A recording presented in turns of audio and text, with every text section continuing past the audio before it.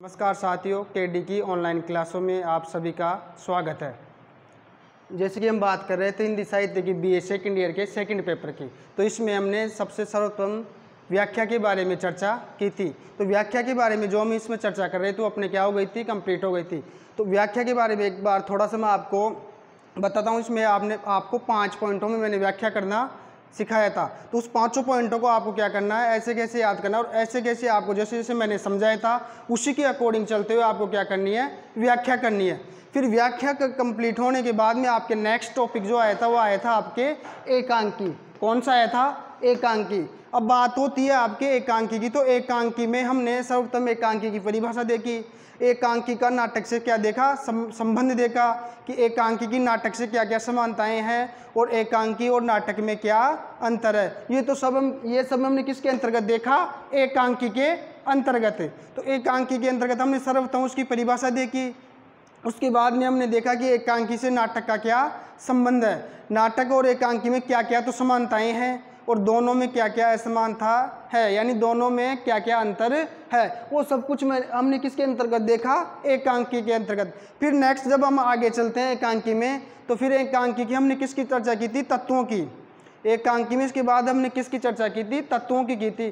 तो जो इसके एकांकी के 8 तत्व थे, कितने तत्व थे एकांकी के? 8। तो 8 तत्वों की हमने क्या की? विस्तार से चर्चा की। तो 8 जो भी तत्व थे आपके वो क्या होने चाहिए? आप सभी को एग्जैक्ट ऐसे कैसे क्या होनी चाहिए? याद होनी चाहिए। तो 8 पॉइंटों के अकॉर्डिंग आपको क्या करनी है, कोई सी भी एकांकी है आपके सामने उसकी विस्तार से क्या करना, व्याख्या करनी है। जैसे मान लो आपके क्वेश्चन आता है कि एकांकी की तत्वों के आधार पर समीक्षा कीजिए। कैसे आएगा आपके एग्जाम में क्वेश्चन?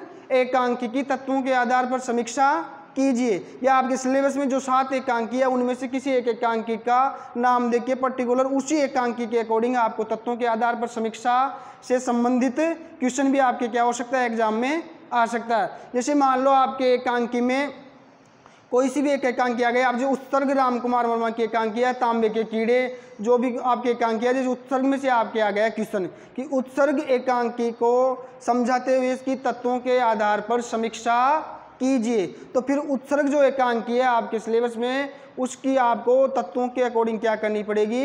व्याख्या करनी पड़ेगी, यानी उसकी समीक्षा करनी पड़ेगी। तो एकांकी के तत्वों के बारे में बात होती है, तो कौन कौन से तत्व थे आपके एकांकी में? 1 नंबर पे तो आपको मैंने बताया था क्या? कथानक। क्या बताया था? कथानक। फिर आपका कथानक के बाद में पात्र हो गया, एक था आपके देश काल और एक था उसमें संकलन त्रय, एक था आपकी भाषा शैली। क्या था? भाषा शैली। एक आपके चरित्र प्रदान। तो जो भी आपके एकांकी के तत्व थे, देश काल हो गया, वातावरण हो गया, संकलन त्रय हो गया, कथानक हो गया, भाषा शैली हो गई, रंगमंचनीयता हो गई और इसके उद्देश्य। तो ये जो भी 7 या 8 प्रकार थे आपके एकांकी के, वो क्या करने थे, उसके अकॉर्डिंग आपको क्या करना है, एकांकी की व्याख्या समीक्षा करनी थी। अब ये सब कुछ होने के बाद में फिर आगे आपके आए थे एकांकी के प्रकार, यानी क्षेत्र विशेष के आधार पर एकांकी के कितने प्रकार है या कौन कौन से प्रकार के एकांकी होते हैं। तो उसमें हमने चर्चा की थी एकांकी के प्रकारों में। तो एकांकी कितने कौन कौन से प्रकार थे, तो उसमें हमने देखा था एक तो राजनीतिक हो गया, एक सामाजिक हो गया, एक आपके जैसे प्रभावात्मक एकांकी हो गया, ऐतिहासिक हो गया, सांस्कृतिक एकांकी हो गए, घटना प्रधान एकांकी हो गए, समस्या प्रधान एकांकी हो गए और चरित्र प्रधान एकांकी। यानी ये जो भी प्रकार थे किसके थे? एकांकी। यानी इन प्रकारों के अकॉर्डिंग आपको क्या करनी थी, उसमें व्याख्या करनी थी एकांकी की। तो ऐसे क्वेश्चन आ जाए कि एकांकी की उसकी क्षेत्र के विशेष या एकांकी के प्रकारों को क्या करो, आप समझाओ।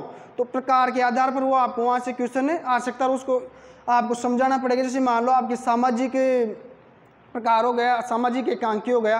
तो सामाजिक एकांकी मतलब आपके जो समाज से संबंधित जो भी समस्या आएगी वो किस में आएगी? सामाजिक, यानी सामाजिक मुद्दों के बारे में उसमें वर्णन होगा। बात करें राजनीतिक एकांकी की, तो राजनीतिक एकांकी में जो भी आपके राजनीतिक समस्याएं आएंगी या जो भी राजनीतिक मुद्दे होंगे उनके अकॉर्डिंग वो एकांकी सारा चलेगा। तो उस एकांकी को क्या कहेंगे फिर हम? राजनीतिक एकांकी। अगर चरित्र प्रधान एकांकी की बात आएगी तो उसमें उसको किस पे फोकस जाएगा? सारा का सारा उस एकांकी का किस पे? चरित्र पे। यानी उस एकांकी के माध्यम से आपको चरित्र पे क्या जाएगा? पूरा का पूरा ध्यान खींचेगा, यानी चरित्र पे उसमें ज़्यादा विशेषता रहेगी या चरित्र के बारे में ज़्यादा उसमें वर्णन रहेगा, यानी वो चरित्र प्रधान एकांकी कहलाए, यानी उसकी चरित्र की प्रधानता को ज़्यादा उसमें दर्शाया जाएगा। उसी प्रकार अगर समस्या प्रधान एकांकी हो गया तो उसमें एक पर्टिकुलर जो भी समस्या आएगी उस समस्या के अकॉर्डिंग सारा एकांकी चलेगा और उसी समस्या पे एकांकी का ज़्यादा क्या जाएगा, फोकस रहेगा, उस ज़्यादा एकांकी का ध्यान उसी समस्या के ऊपर रहेगा और शुरू से लेके अंत तक उसी समस्या के बारे में क्या होगी, उस एकांकी में चर्चा होगी। यानी सब समस्या का जो भी समस्या एकांकी की उसकी शुरुआत होगी पहले, फिर धीरे धीरे एकांकी क्या बढ़ता जाएगा और धीरे धीरे वो समस्या क्या होगी आपके सामने आती जाएगी, धीरे धीरे वो समस्या क्या होगी, चरम सीमा पे पहुंच जाएगी, यानी पूरी एकांकी में उसी समस्या के इर्द गिर्द एकांकी चलेगा। इसलिए वो कौन सा एकांकी कहलाएगा, समस्या प्रधान एकांकी। अब बात करें हम आगे किसकी, एकांकी के उद्भव व विकास की, यानी एकांकी के बारे में जो भी सारी बातें थी उसका अध्ययन करने के बाद में आगे किसके बारे में अध्ययन करेंगे, आज उद्भव व विकास। अब बात करते हैं उद्भव व विकास की। तो एकांकी का उद्भव व विकास कैसे हुआ, कहाँ हुआ, किस प्रकार हुआ, इन सब की चर्चा आज किस में करेंगे, उद्भव व विकास में। अब बात होती है उद्भव की, तो एकांकी का जो उद्भव हुआ, यानी उद्भव का मतलब उत्पन्न होना है, एकांकी की शुरुआत कहाँ से हुई। उद्भव के अकॉर्डिंग क्या देखना है अपने को कि जो एकांकी है वो हमारे सामने कब से आया या इसका विकास कब से हुआ या कब हमारे सामने एकांकी आया, कब से हमें एकांकी देखने को मिला। यानी जो हिंदी साहित्य है उसमें एकांकी की अवधारणा कब से हमारे सामने आई, यानी एकांकी हमको कब से देखने को मिलता है, यानी उसका उद्भव कब हुआ। फिर बात होती है विकास की, जिसकी होती है विकास की। तो उद्भव हुआ यानी एकांकी क्या होगा, उद्भव हो गया यानी एकांकी यहाँ से हमको क्या मिल गया भाई, देखने को मिल गया। यानी जो कोई से भाई कहा लो या वहाँ से जैसे मान लो आपको एकांकी की विधा आपको देखने को मिलती है, तो धीरे धीरे फिर क्या होगा, उसका विकास होगा। अब धीरे धीरे कैसे विकास होगा, धीरे धीरे एकांकी क्या होगा, जैसे हमारा एकांकी का उद्भव हो गया, जैसे मान लो किसमें, भारतीय हिंदू युग में। अब भारतीय हिंदू युग में जैसे एकांकी रचे गए, फिर आगे आगे धीरे धीरे जैसे और एकांकी आपके सामने आते जाएंगे, तो धीरे धीरे क्या होगा, धीरे धीरे जैसे फर्स्ट बार कोई भी चीज़ आपके सामने आता है या फर्स्ट बार कोई भी चीज़ आपके सामने आती है, तो धीरे धीरे अगर मान लो और धीरे धीरे वो आती जाएगी, तो धीरे धीरे क्या होता जाएगा, उसका विकास होता जाएगा, यानी उसमें और सुधार होता जाएगा और वो जो भी चीज़ है वो आपके सामने धीरे धीरे विकसित होते हुए आएगी। यानी जैसे मान लो आपके सामने कोई भी समस्या हो या धीरे अब उस समस्या आपके सामने प्रस्तुत कर दें, तो समस्या का क्या आप तुरंत समझ जाओगे कि समस्या कि आप या तुरंत प्रभावित हो जाओगे कि उस समस्या से, नहीं। यानी उस समस्या को आप धीरे धीरे पूरी पढ़ोगे, पूरी पढ़ने के बाद धीरे धीरे वो आपके ऊपर क्या छोड़ेगी, प्रभाव छोड़ेगी और धीरे धीरे आपको उस चीज़ की समझ क्या होगी, विकसित होगी। यानी जैसे छोटा बच्चा होता है, फिर धीरे धीरे उसमें क्या होती है, समझ होती है। पहले वो घुटनों के बल चलेगा, फिर खड़ा होगा, फिर बोलने लगेगा, फिर दौड़ने लगेगा, फिर और भी ज़्यादा बोलने लगेगा, फिर उसका और ज़्यादा विकास होगा, धीरे धीरे वो बड़ा होगा। जैसे शारीरिक विकास देख लो, मानसिक विकास देख लो, कोई सा भी विकास देख लो। तो कहने का मतलब क्या है कि विकास क्या होता है कि धीरे धीरे फिर आगे जो जो हम आगे चलते जाते हैं, विकास क्या होता है, धीरे धीरे बढ़ता जाता है। तो एकांकी का उद्भव व विकास कैसे हुआ, कहाँ से हुआ, कौन से काल में हुआ, कौन कौन से एकांकी रचे गए, उन सब के बारे में क्या करेंगे, हम इसमें चर्चा करेंगे। अब बात होती है एकांकी के उद्भव की, तो एकांकी का उद्भव कहाँ से हो, भारतीय हिंदू युग। यानी जो एकांकी की अवधारणा वो हमें कहाँ से देखने को मिली, भारतीय हिंदू युग में। भारतीय हिंदू में हमें क्या देखने को मिली, एकांकी विधा की अवधारणा, यानी एकांकी जो हमारे सामने आते हैं वो कौन से युग से आते हैं, भारतीय हिंदू युग से। अब बात होती है भारतीय हिंदू युग की, तो भारतीय हिंदू में देश प्रेम, यानी जो भारतीय हिंदू युग था इसमें किसके ऊपर था ज़्यादा वर्णन, जो भी रचनाएं लिखी गई भारतीय हिंदू युग में वो किसके ऊपर लिखी गई, देश प्रेम के ऊपर। यानी जो हमारा राष्ट्र उस समय क्या था, गुलाम था, किसका गुलाम था, अंग्रेजों का। तो हमारा राष्ट्र क्या है, अंग्रेजों का गुलाम था। तो लोगों में राष्ट्रीय भावना यानी अपने देश प्रेम की भावना है, राष्ट्रीय भावना जागृत करने के लिए भारतीय हिंदू युग में राष्ट्रीयता से संबंधित या अपने देश प्रेम से संबंधित रचनाएं रची गई। उसी के अकॉर्डिंग एकांकी विधा की बात करें, क्योंकि जो अपना राष्ट्रीय की भावना उत्पन्न होती है वो चाहे कहानी से भी हो सकती है, एकांकी से भी हो सकती है, नाटक के माध्यम से भी आप क्या कर सकते हो, लोगों में राष्ट्रीय भावना जागृत कर सकते हो। तो जो भारतीय हिंदू युग था उसमें जो राष्ट्रीयता की भावना थी वो क्या थी, प्रबल थी, यानी प्रबल सीमा पे थी राष्ट्रीय की भावना। यानी राष्ट्रीय की भावना पे उसमें सबसे ज़्यादा क्या दिया गया था, जोर दिया गया था, राष्ट्रीय भावना या देश प्रेम की भावना के ऊपर है। यानी जो भी रचनाएं लिखी गई वो किसके ऊपर लिखी, देश प्रेम के ऊपर। यानी लोगों में क्या किया गया, देश प्रेम के लिए लोगों को क्या किया गया, उत्तेजित किया गया, उनमें राष्ट्रीय भावना जागृत की गई अपने देश के प्रति। तो उसी के अकॉर्डिंग क्या लिखी गई, सारी रचनाएं उसी के अकॉर्डिंग रची गई। तो देश प्रेम की जो भावना थी वो किस में थी, भारतेंदु युग में। यानी भारतेंदु युग में जो राष्ट्रीयता की भावना थी उसी के अकॉर्डिंग क्या रचे गए, एकांकी। बात होती है पारसी रंगमंच। जो पारसी रंगमंच था उसका प्रभाव क्या हुआ, इसमें ज़्यादा पड़ा। जो भारतेंदु युग था, जो उसके एकांकी रचे गए, भारतेंदु युग में जो एकांकी लिखे गए उनमें सबसे ज़्यादा प्रभाव किसका पड़ा, पारसी रंगमंच का। यानी पारसी रंगमंच को लेकर क्या रचे गए, अपने एकांकी लिखे गए। यानी जो पारसी रंगमंच था उसकी जो विशेषताएं थी वो कहाँ देखने को मिली हमको, भारतेंदु युग के एकांकियों में। यानी जो भारतेंदु युग में एकांकी रचे गए, तो एकांकी जो भी रचते हैं उनका रंग, उनमें एक तत्व था आपके एकांकी में बताया था मैंने, रंगमंचनीयता। क्या बताया था, रंगमंचनीयता। यानी एकांकी हो या नाटक हो, इनमें रंगमंचनीयता क्या होती है, अनिवार्य तत्व होता है। यानी अगर कोई नाटक या कोई एकांकी होगा तो जो भी होगा उसको मंचन पर क्या होना चाहिए, वो मंचित होना चाहिए। यानी मंच पे आप उसको क्या कर सको, ऐसे कि ऐसे दर्शा सको। तो उसी के अकॉर्डिंग आपको दृश्य लेने पड़ेंगे, उसी के अकॉर्डिंग पात्र लेने पड़ेंगे, उसी के अकॉर्डिंग सारा सब कुछ आपको क्या करना पड़ेगा, निर्देशित करना पड़ेगा। यानी जो लेखक होता है वो तो अपनी कल्पना के अकॉर्डिंग कुछ भी जो भी है वो लिख देता है, लेकिन जो निर्देशन होता है, यानी जो निर्देशक करता है वो इस प्रकार से निर्देशित करेगा कि इन घटनाओं को हम क्या कर सके, मंच के ऊपर प्रदर्शित कर सके। तो वो उसी के अकॉर्डिंग फिर क्या, उसी का क्या करता है, निर्देशन करता है। फिर उसी के अकॉर्डिंग वो एकांकी क्या होता है, मंच पे उसकी क्या होती है, मंचित किया जाता है। तो मंचनीयता का गुण किस में होना चाहिए, एकांकी में होना चाहिए। तो एकांकी में मंचनीयता गुण होता है। इसी कारण इसमें कौन से रंगमंच का प्रयोग किया गया, पारसी रंगमंच को क्या किया गया, इसमें अपनाया गया। यानी ज़्यादातर जो एकांकी रचे गए भारतेंदु युग के, उसमें किसको अपनाया गया, पारसी रंगमंच को। यानी पारसी जो रंगमंच था उसका सर्वाधिक प्रभाव कौन से एकांकियों में या कौन से वर्ग में देखने को मिलता है, हमें भारतेंदु युग में। अब बात करते हैं आगे किसकी, द्विवेदी युग की। ये बात हो रही थी पहले किसकी, भारतेंदु युग की। यानी जो भारतेंदु युग था उसमें जो किस प्रकार के तो एकांकी लिखे गए या किसका प्रभाव पड़ा, एक बात और करते हैं इसमें, एक चर्चा और करते हैं। अब बात करते हैं इसमें एक कि जो भारतेंदु युग था उसमें जो देश प्रेम या राष्ट्रीय भावना से संबंधित रचनाएं, एकांकियाँ लिखी गई या पारसी रंगमंच का इनमें ज़्यादा प्रभाव पड़ा। अब एक बात और लेते हैं इसमें एकांकीकारों की, किसकी, एकांकीकारों की। तो भारतेंदु युग था, इसमें कौन कौन से एकांकीकार थे जिन्होंने एकांकियों की रचनाएं की। तो एकांकियों की रचनाएं की तो कौन कौन से एकांकीकार थे, तो एक बार नोट कर लो आप कौन कौन से थे। एक तो जाएगा इसमें आपके बालकृष्ण भट्ट, कौन सा हो जाएगा, बालकृष्ण भट्ट। और एक हो जाएगा आपके प्रताप नारायण मिश्र, कौन सा हो जाएगा, प्रताप नारायण मिश्र और बालकृष्ण भट्ट। तो ये चीज़ें क्या कर लो आप, नोट कर लो इसमें, जिसमें भारतेंदु युग में। तो भारतेंदु युग में क्या क्या नोट करना आपको, ऐसे कैसे नोट करते चलना, आप सारी चीज़ों को क्या करना, साथ के साथ नोट करते हुए चलना। तो भारतेंदु जो युग हो गया उसमें प्रथम क्या गया, एकांकी का उद्भव और विकास चला, तो उसमें एक नंबर पे क्या आएगा, भारतेंदु युग। अब भारतेंदु युग की बात करें तो भारतेंदु युग में देश प्रेम या राष्ट्रीयता की भावनाओं से संबंधित एकांकी लिखे रचे गए। और एक विशेषता है इसकी कि पारसी रंगमंच का क्या था, इसमें प्रभाव था। यानी पारसी रंगमंच का प्रभाव सर्वाधिक देखने को मिलता है। क्या देखने को मिलता है, पारसी रंगमंच का सर्वाधिक प्रभाव देखने को मिलता है। ये नोट करना है इसके अंतर्गत, किसके अंतर्गत, भारतेंदु युग। और इसमें जो प्रमुख, फिर आपको नीचे थर्ड नंबर पे क्या लिखना पड़ेगा, फिर इसमें प्रमुख एकांकीकार, तो उसमें लिखो आप बालकृष्ण भट्ट, प्रताप नारायण मिश्र। तो ये किस में लिखने हैं आपको, भारतेंदु युग में।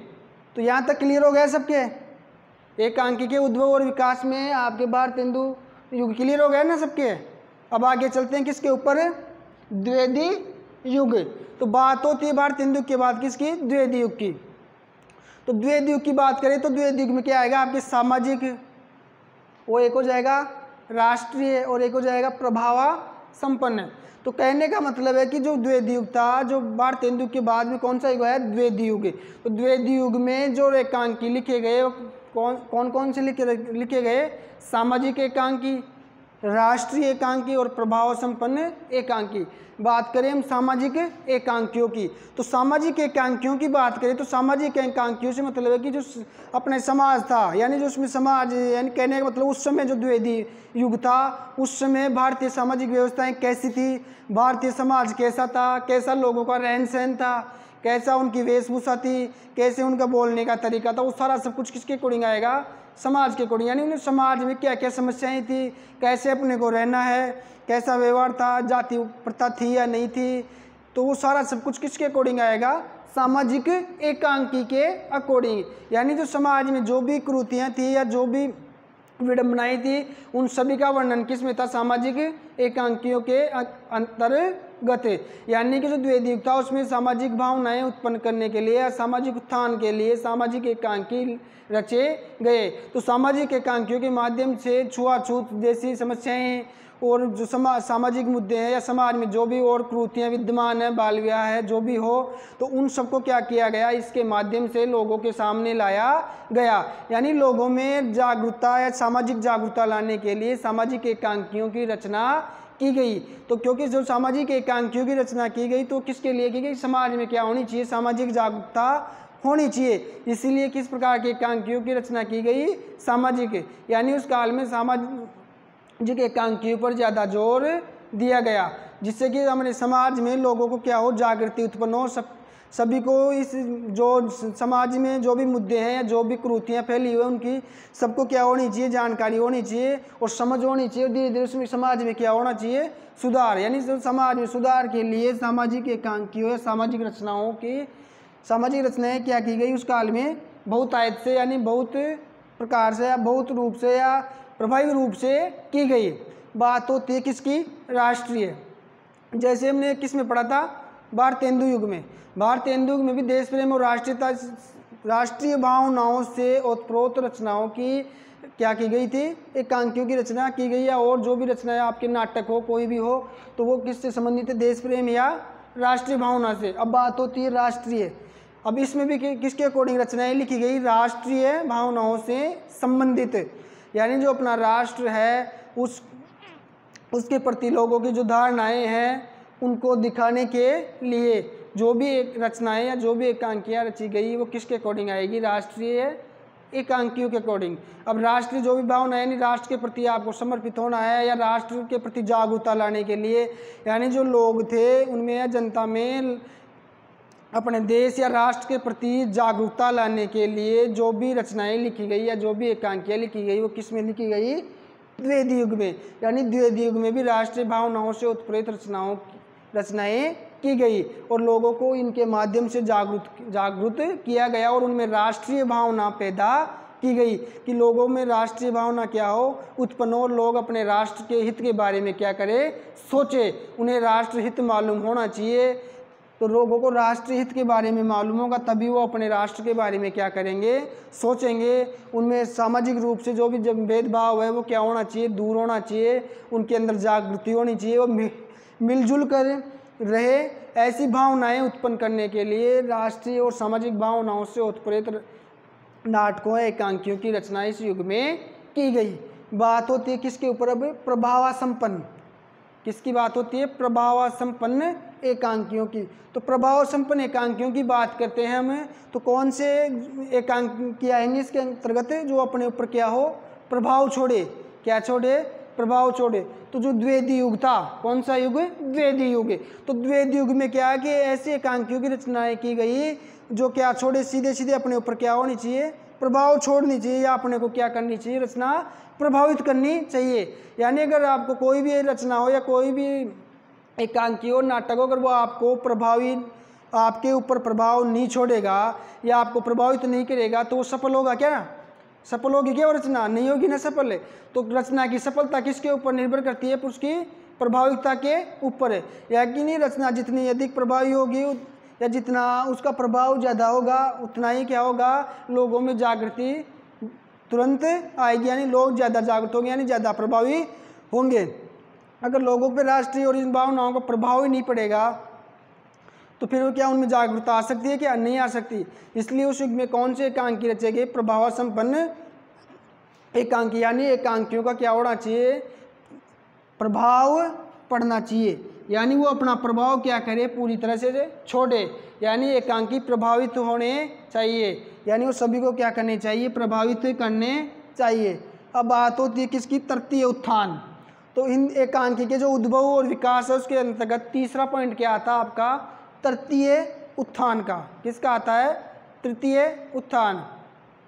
अब तृतीय उत्थान की बात करें में पाश्चात्य तकनीक पर आधारित, किसके आधार पर है, पाश्चात्य तकनीक पर आधारित। अब बात करें इसकी किसकी, तृतीय उत्थान की, तो पाश्चात्य यानी जो विदेशी है, कौन सी तकनीक हो गई, विदेशी तकनीक, यानी जो पाश्चात्य तकनीक होती है यानी अंग्रेजों की तकनीक, यानी पाश्चात्य तकनीक यानी विदेश, यानी जो विदेशी तकनीक होती है उस पर आधारित है। कहने का मतलब जो तृतीय उत्थान है किसका, एकांकी का, तो उसमें किसको अपनाया गया, पाश्चात्य तकनीक को। तो कहने का मतलब इसमें पाश्चात्य तकनीक को तो क्या किया गया, अपनाया गया, लेकिन किसके अकॉर्डिंग अपनाया गया, वो अपने भारतीय दृष्टिकोण के अंतर्गत है। यानी पाश्चात्य तकनीक से संबंधित एकांकीकार थे किसमें, तृतीय उत्थान में। यानी वो एकांकीकार कौन से थे, वो उन्होंने पाश्चात्य तकनीक को अपनाया था, लेकिन उसको किसके अकॉर्डिंग अपनाया था, भारतीय दृष्टिकोण के अंतर्गत। यानी पाश्चात्य तकनीक को भारतीय दृष्टिकोण के अकॉर्डिंग करके उन्होंने क्या की, फिर एकांकियों की रचना की।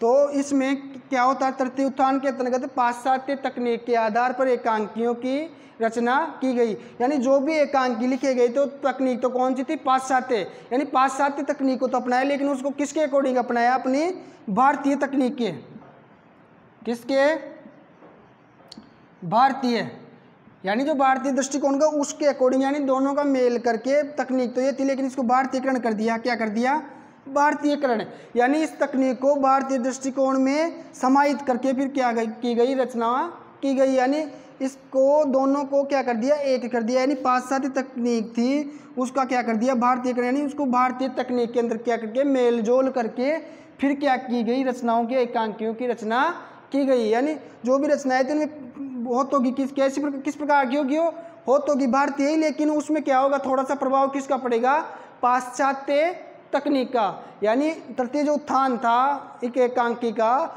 उसमें जो भी एकांकी लिखे गए वो पाश्चात्य धारणाओं के आधार पर लिखे गए, लेकिन उनका क्या किया गया, भारतीय दृष्टिकोण के अकॉर्डिंग भारतीयकरण किया गया। यानी जो भी भारतीयकरण था या भारत में जो भी एकांकी रचे जा रहे थे उसी के अकॉर्डिंग रचनाएं, लेकिन उसमें थोड़ा सा प्रभाव किसका देखने को मिलता है, पाश्चात्य तकनीक का। अब बात करते हैं किसकी, चतुर्थ, कौन सी, चतुर्थ उत्थान की। जो चौथा पॉइंट है आपके, चतुर्थ उत्थान। अब इसकी बात करें तो सामाजिक संघर्ष हो गया एक, तो इसमें क्या हो गया, सामाजिक संघर्ष, और एक होता है राजनीतिक आंदोलन। अब बात करें सामाजिक संघर्ष की, यानी जो सामाजिक रूप से जो संघर्ष चल रहा था अपने समाज में, उसका वर्णन किस में किया गया, चतुर्थ उत्थान में। यानी जो हिंदी साहित्य का या हिंदी साहित्य की जो विधा है एकांकी, उसका उद्भव व विकास कैसे कैसे हुआ, कौन कौन से कालों से, कौन कौन से चरणों से गुजर के एकांकी आगे बढ़ता है, और धीरे धीरे कैसे धीरे धीरे उसका विकास होता गया। तो विकास होता गया, फिर धीरे धीरे जैसे जैसे उसका विकास होता गया तो हम चौथे उत्थान तक पहुंचते हैं, तो वहाँ पे हम बात करते हैं सामाजिक संघर्ष की। तो जो चौथा उत्थान था एकांकी का, उसमें सामाजिक संघर्ष के बारे में क्या किया गया, वर्णन किया गया। यानी जो सामाजिक संघर्ष था, यानी समाज में जो तनावपूर्ण माहौल था, जो समाज में जो वाद विवाद चल रहे थे, उन टॉपिक या उन मुद्दों के आधार पर क्या की गई, एकांकियों की रचना की गई। यानी सामाजिक संघर्ष को एकांकियों के माध्यम से क्या किया गया, दर्शाया गया। तो एकांकी में जो सामाजिक संघर्ष थे, उस समय जो समाज में किस प्रकार का संघर्ष चल रहा था, लोगों में क्या संघर्ष चल रहा था, क्या क्या सामाजिक मुद्दे थे, या कौन से सामाजिक मुद्दों को लेकर संघर्ष था, जातिवाद को लेकर था, या रहन सहन को लेकर था, या खान पान को लेकर था, या काम करने को लेकर था। यानी समाज में कौन कौन सी कुरीतियाँ थी, जाति प्रथा हो, रूढ़ि प्रथा हो, या सती प्रथा हो, या कन्यावध हो, जो भी जितनी भी समस्याएं अपने सामाजिक रूप पर घटित होती है, उनका जो संघर्ष चल रहा था समाज में, उसी के अकॉर्डिंग क्या रचे गए, एकांकी रचे गए। कौन से उत्थान में, चतुर्थ उत्थान में। बात करते हैं राजनीतिक आंदोलनों की। तो उस समय जो चतुर्थ उत्थान चल रहा था एकांकी का, कौन से आंदोलन चल रहे थे? राजनीतिक आंदोलन। जो अपने राजनीतिक आंदोलन है यानी जो राजनीति है उसमें जो भी आंदोलन चले वो किसके अकॉर्डिंग आते हैं? आपके चतुर्थ उत्थान के अकॉर्डिंग। तो इस चतुर्थ उत्थान में जो भी एकांकी रचे गए वो किसके अकॉर्डिंग आए थे? किसके अकॉर्डिंग भी आएंगे? राजनीतिक आंदोलनों के अकॉर्डिंग। यानी राजनीतिक जो संघर्ष था, जो राजनीति में जो आंदोलन चल रहे थे या जो राजनीतिक चर्चाएं चल रही थी उसके अकॉर्डिंग या इस तथ्य को लेके ज़्यादातर एकांकी क्या किए गए? रचे गए। तो कहने का मतलब ये है कि जो एकांकी था अपना उसका उद्भव व विकास, जो एकांकी था अपना उसका उद्भव व विकास कितने चरणों में होता है? 4 चरणों में। कौन कौन से? भारतेंदु युग, द्विवेदी युग, तृतीय उत्थान, चतुर्थ उत्थान। तो 4 उत्थानों में इसका क्या होता है? उद्भव व विकास होता है। अब बात करें आगे इनकी, जैसे कि भारतेंदु युग की, तो भारतेंदु युग में जो प्रमुख एकांकीकार थे वो मैंने बता दिए थे आपको। कौन कौन से थे? एक तो बालकृष्ण भट्ट हो गया। कौन सा हो गया था? एक बालकृष्ण भट्ट। एक था आपके प्रताप नारायण मिश्र। कौन सा था? प्रताप नारायण मिश्र। और एक आपके था कौन सा? लक्ष्मी नारायण लाल। तो ये किस में आ रहे थे? आपके इसमें आ रहे थे। तो कहने का मतलब जो एकांकी था उसका उद्भव व विकास कितने चरणों में होता है?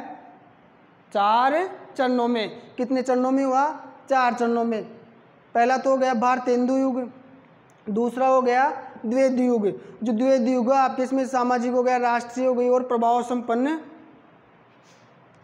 एक तो सामाजिक, एक राष्ट्रीय भावना, एक प्रभावी यानी प्रभाविकता के ऊपर है। अब बात करिए इसकी, तो इसमें कौन कौन से एकांकीकार थे? आपके इसमें एकांकीकार हो गया आपके जयशंकर प्रसाद हो गया, प्रेमचंद हो गया, ये गुरजी हो गए। तो प्रेमचंद हो गया और आपके जयशंकर प्रसाद, ये मुख्य रूप से किसके एकांकीकार थे? द्विवेदी युग के। अब बात करते हैं तृतीय उत्थान की। किसकी? तृतीय। तो तृतीय में पाश्चात्य तकनीक पर आधारित क्या हो गए? पाश्चात्य तकनीक पर आधारित एकांकियों की रचनाएं की गई। यानी जो पाश्चात्य दृष्टिकोण था उसको अपने क्या किया गया? भारतीय दृष्टिकोण में अपनाया गया। और भारतीय दृष्टिकोण जो अपना दृष्टिकोण है, जो एकांकियों का रचने का जो अपना तरीका, जो अपना खुद का दृष्टिकोण है, दोनों का क्या किया गया? मेल किया गया। यानी जो पाश्चात्य का दृष्टि तकनीक थी वो तो क्या थी? उसके ऊपर तो आधारित है, लेकिन जो उनका जो एकांकियों की रचना थी वो किसके अकॉर्डिंग की गई थी? भारतीय दृष्टिकोण के अकॉर्डिंग की गई थी। उसमें किस थोड़ा सा प्रभाव किसका देखने को मिल रहा था अपने को? पाश्चात्य तकनीक का प्रभाव। और इसमें आप क्यों जाएंगे? कौन है? रामकुमार वर्मा। कौन आएगा इसमें? रामकुमार वर्मा हो गए, सिया रामशरण हो गया। बात करते हैं चतुर्थ उत्थान की। तो चतुर्थ उत्थान में सामाजिक संघर्ष, राजनीतिक आंदोलन, ये आएंगे किसमें? सामाजिक संघर्ष और राजनीतिक आंदोलन का किस में आएंगे? चतुर्थ उत्थान में। तो जो अपना एकांकी था उसका उद्भव व विकास कितने चरणों में हुआ? 4 चरणों में। कितने चरणों में? 4 चरणों में। तो पहला तो हो जाएगा आपके भारतेंदु युग, दूसरा हो जाएगा आपके द्विवेदी युग, और तीसरा हो जाएगा आपके तृतीय उत्थान, और चौथा हो जाएगा आपके कौन सा? चतुर्थ उत्थान। और इसमें देश प्रेम के बारे में आएगा और पारसी रंगमंच का प्रभाव पड़ेगा।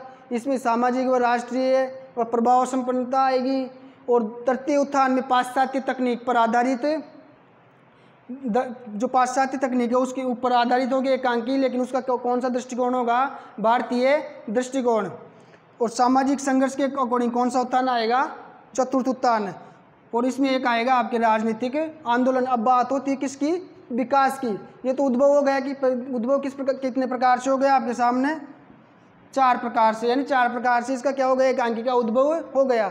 अब धीरे धीरे विकास होगा एकांकी का। तो विकास कैसे कैसे होगा? धीरे धीरे जैसे भारतेंदु का आएगा तो उसमें जो भी एकांकी आपको देखने को मिलेंगे, तो जैसे देश प्रेम के या पारसी रंगमंच पे जो भी एकांकी आए आपके, तो धीरे धीरे क्या होगा? उनका विकास होगा। जैसे मान लो कोई भी एकांकी आ गया आपके सामने, तो फर्स्ट बार जो भी एकांकी आएगा उसमें जो देश प्रेम की भावना होगी तो क्या कि उतनी प्रभावी आपको नहीं करेगी, यानी इतना प्रभाव वो नहीं छोड़ेगी। प्रभाव कैसे छोड़ेगी?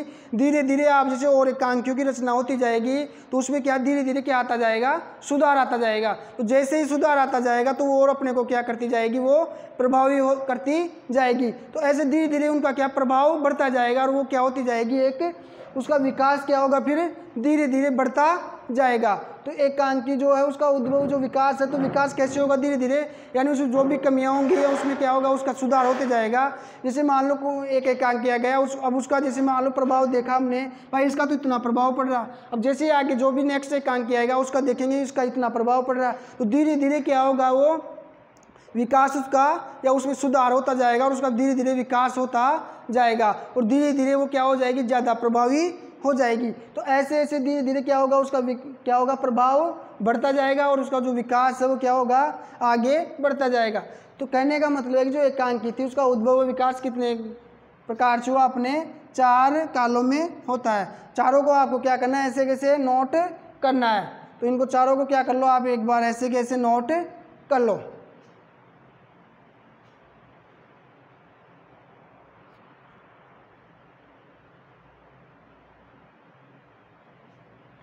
अब आगे जो भी आपके जो एकांकी है वो एकांकी क्या हो गया, आपके समाप्त हो गया। अब एकांकी जो थी ना आपकी टॉपिक है वो तो क्या हो गया, अब समाप्त हो गया। अब जैसे ही नेक्स्ट क्लास में आपकी जो चर्चा होगी वो किसके ऊपर होगी, जो एकांकी है। तो एकांकी का क्या हो गया, एक सामान्य सा परिचय हो गया कि एकांकी होता क्या है, इसका उद्भव व विकास कैसे हुआ और इसकी विशेषताएं कौन कौन सी थी, नाटक से एकांकी का क्या संबंध था, नाटक और एकांकी में क्या अंतर है, एकांकी कितने प्रकार के थे, कौन कौन से क्षेत्र थे या कौन से क्षेत्र के आधार पर एकांकियों के कितने प्रकार थे, ये सारा सब कुछ किसके अकॉर्डिंग आ गए, एकांकी के सामान्य परिचय के अकॉर्डिंग।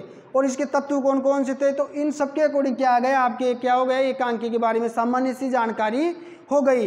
अब जो नेक्स्ट क्लास होगी आपकी वो किसके बारे में होगी तो किसके बारे में, एकांकी के बारे में। लेकिन जो भी पर्टिकुलर जो आपके एकांकी वाली बुक है उसके ऊपर हम क्या करेंगे, चर्चा करेंगे। जो भी उसमें एकांकियाँ हैं आपके सामने उसके बारे में हम क्या करेंगे, चर्चा करेंगे। जो अपना ये ऑनलाइन क्लासेज का वो उसको आप क्या करो, लाइक और सब्सक्राइब करना ना भूलें। धन्यवाद।